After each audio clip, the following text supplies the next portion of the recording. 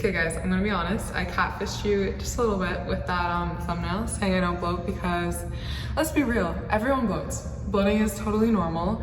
After you eat a big meal, your stomach should be bloated because you just filled it up with food. I'm talking about that uncomfortable bloating from literally eating like nothing, because I used to experience that all the time. I used to get so annoyed, so fed up with it that I would restrict foods. I would avoid eating foods at certain times when I knew I had to go out and all this different stuff. But now I have way more food freedom.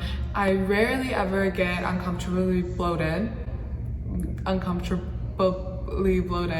but yeah.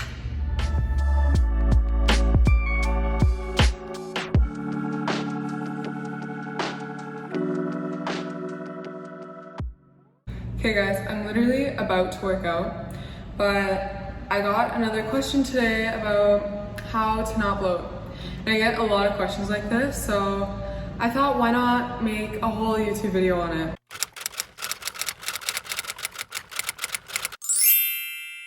I would always ask myself why I was so bloated and why I get so bloated after eating, and I get so annoyed with it.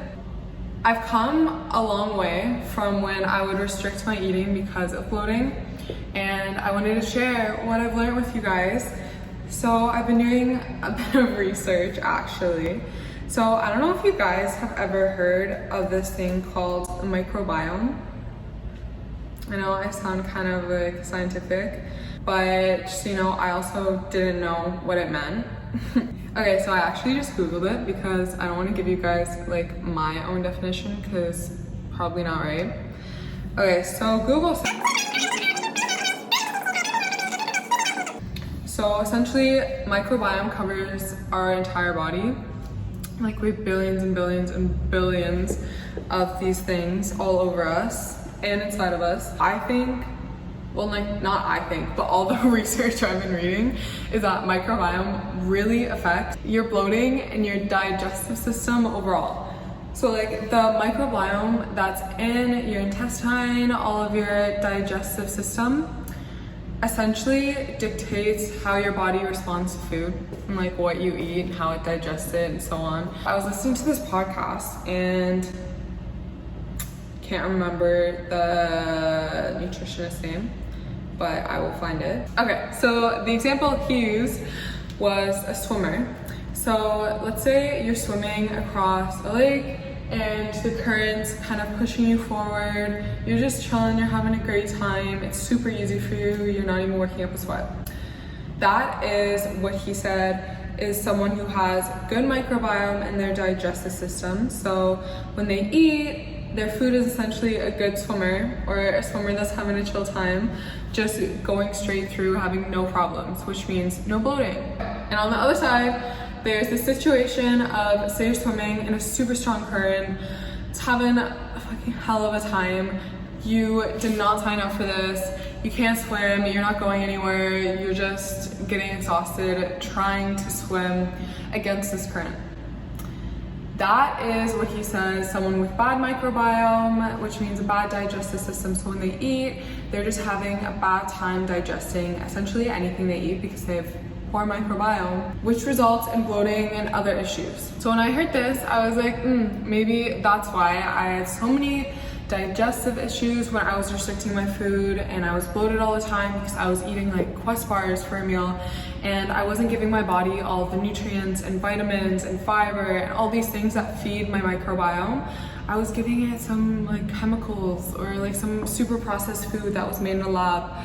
So when I'd eat it, even though it was like 200 calorie bar and I was like, oh, this is gonna make me lose weight, it didn't, because I was messing up my entire digestive system. So even if I did eat a salad afterwards or eat any foods that were amazing for my microbiome, my stomach would still have a hard time digesting it, which resulted in me being bloated all the time.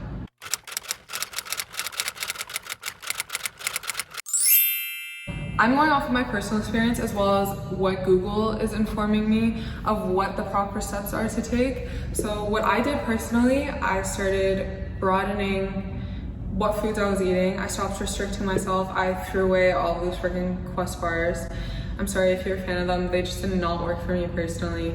And I started replacing these foods with salads, with essentially anything and everything that was in its most natural and whole food form as possible. And once I started doing so, sure, I was bloated at first because I messed up my microbiome, but after that, when I started feeding it and they started going and doubling and becoming billions and billions, I noticed that I was getting way less bloated. I was feeling better, I thought I was looking better. Overall, I was just better. So Google has informed me that a great step to take is to take probiotics and eat fermented foods. So I also love doing this myself. So probiotics, which means like yogurt, kefir, all those yummy things. I eat a ton of Greek yogurt. I love my Greek yogurt bowls. And fermented foods, things like kimchi, sauerkraut. I honestly love kimchi. One of my hacks is to literally just have kimchi with my avocado toast and eggs in the morning. So I'm starting my day off right.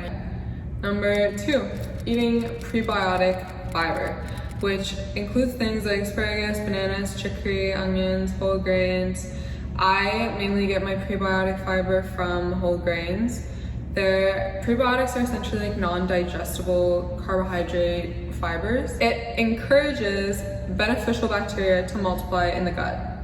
Also, eat less sugar and sweeteners. So I do this, I don't really eat, okay, that's a lie. I have a really big sweet tooth. So I primarily focus on eating natural sweeteners when I can, which means honey, that's what I use to sweeten my coffee, maple syrup. If I'm baking, I'm usually using maple syrup. I try to avoid any artificial sweeteners and try to minimize the amount of processed sugar I eat. Of course, when I'm out and there's a piece of cake, I'm not gonna say no. But at this point, I think I've trained my microbiome enough to be able to digest it with no issues. Fingers crossed. Number 4, reduce stress. So this was also a big factor for me when I was experiencing a lot of bloating and digestive issues, because one, I was stressed that I wasn't experiencing any results. I was stressed at school, I was stressed with work, all these different things. So that definitely contributed to my overall decline of digestive health. Okay, going off that, what really helped for me was exercising regularly and getting a routine that I actually enjoyed and looked forward to. Also, I cannot stress how much getting enough good sleep is amazing for your body overall, your mental health. I always get a little bit tweaky if I did not get my proper amount of sleep the night before. And it also helps your digestive health, and it helps manage how hungry you are. It does a lot. Okay, my fridge is a mess and I haven't gone grocery shopping, so it's a little sad, so don't judge, guys. But I wanted to show you the kimchi that, like I said, I have this every morning with my avocado toast and eggs. And then I have my yogurt. I usually order a bunch of these in the beginning of the week. I only have one left, but this is what's packed with all those probiotic good things for your tummy. Okay, I'm gonna do more research on this because I feel like I'm not giving you guys enough information. So I'm gonna do more research and add to this video. Okay guys, so I'm back with my further research done. So what I've learned is that when your microbiome is out of balance, it kind of creates this bad environment in your gut. And your gut's bad, anything you eat is gonna be digested poorly, which results in bloating. From further research, I've learned that a plant-based diet is really helpful for bettering your gut health. And I'm not saying to go vegan. I'm not vegan, I eat meat. It's just focusing on eating tons of fruits and vegetables, tons of nuts and seeds, whole grains, all these things that are packed with nutrients and vitamins. So it's focusing on those really good things and also incorporating meat if you are a meat eater. By eating this variety of food, you're diversifying your microbiome in your gut, which helps you digest things so much easier. So the little scientific fact, the little scientific backing behind eating a more plant-based diet is that it encourages the production of short-chain fatty acids, which essentially help to reduce any gut damage as well as promote gut healing. So by reducing gut damage, you should also be reducing your bloating. If you want to start eating healthy, but you don't really know how, you don't know how to incorporate all of these different plant-based things into your diet, don't worry, I got you. I have my nutrition subscription in the description below, and that essentially helps to give you a meal plan every week, grocery list, and new recipes that incorporate all these good things into one. So check it out if you're interested.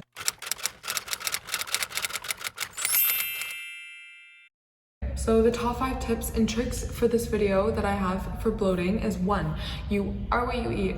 And by this, I mean if you're eating bad foods, you're probably gonna feel bad. If you're eating good foods, you're probably gonna feel good. Number 2, eat your greens. This means focusing and emphasizing on the benefits and the variety of a plant-based diet. I'm not saying don't eat meat. You can eat meat and also eat your plants at the same time. Number 3 is slowly increase the amount of fiber intake. Number 4, add fermented foods like kimchi, sauerkraut, all these yummy things into your diet. Number 5 is eat your probiotics. This can be Greek yogurt, it can be taking your little probiotic capsule in the morning, all these different things. I just want to end this video by saying thank you so much for watching it. Thank you for taking the time to listen to me rant and talk about bloating. I really hope it helps, and if you guys have any more requests for what you want to see on my channel, definitely leave it in the comments below. Mwah. Have a great day.